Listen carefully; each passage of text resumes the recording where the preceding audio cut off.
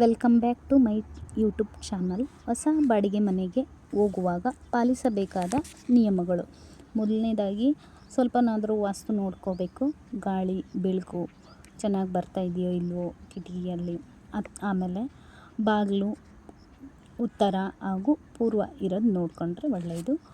ಆಮೇಲೆ ನಾವು ಹೊಸ್ತಿಲಿನಿಂದ ಹೊರಗಡೆನೇ ನಿಂತ್ಕೊಂಡು ಒಂದು ನಿಂಬೆಹಣ್ಣು ತೆಂಗಿನಕಾಯಿ ಹೊಸ್ತಿಲಿನಿಂದ ಹೊರಗಡೆಯಿಂದನೇ ನಾವು ಬಾಗಿಲು ಹೊರಗಡೆ ನಿಂತ್ಕೊಂಡು ಮನೆ ಒಳಗಡೆ ಅದು ಎಲ್ಲಾದರೂ ಬೀಳಲಿ ಮನೆ ಒಳಗಡೆ ಹಾಕಬೇಕು. ಇವು ಏನಕ್ಕೆ ಹಾಕಬೇಕು ಅಂದರೆ ದೃಷ್ಟಿ ದೋಷ, ನೆಗೆಟಿವ್ ಎನರ್ಜಿ, ಮೊದಲಿದ್ದವ್ರು ಹೆಂಗಿರ್ತಾರೋ ಏನೋ ಅಂತ ಹೇಳ್ಬಿಟ್ಟು. ಆಮೇಲೆ ನಾವು ಅದನ್ನ ಪೂರ್ತಿ ಕ್ಲೀನ್ ಮಾಡ್ಕೊಬೇಕಾಗುತ್ತೆ. ಆಮೇಲೆ ಅದು ಒಂದೇ ತೆಂಗಿನಕಾಯಿ ನಿಂಬೆಹಣ್ಣು ಬಿಟ್ಟು ಯಾವುದಾದ್ರೂ ಗಿಡಕ್ಕೆ ಹಾಕ್ಬೋದು. ಅದಾದಮೇಲೆ ಮನೆಯವರೆಲ್ಲರೂ ಹಳೆ ಮನೆಯಿಂದನೇ ನಾವು ಎಲ್ಲ ಕಂಕಣ ಪೂಜೆ ಸಾಮಾನು ಎಲ್ಲ ರೆಡಿ ಮಾಡ್ಕೊಂಡು ಬರಬೇಕು.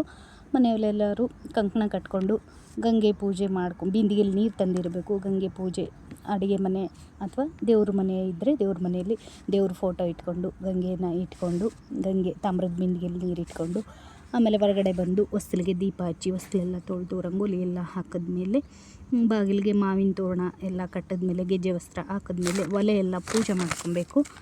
ರಂಗೋಲಿ ಹಾಕಿ ಅರಿಶಿನ ಕುಂಕುಮ ಹಚ್ಚಿದ್ಮೇಲೆ ಒಂದು ಹೊಸದೊಂದು ಚಿಕ್ಕದು ಪಾತ್ರೆ ತೊಗೊಂಡಿರಬೇಕು.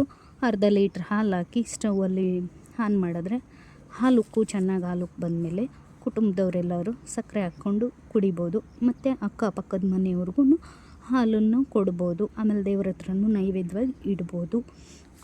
5 ಮನೆಯವ್ರನ್ನ ಕರೆದು ಅರಿಶಿನ ಕುಂಕುಮ ಕೊಟ್ಟು ತಾಂಬೂಲ ಕೊಡ್ಬೋದು.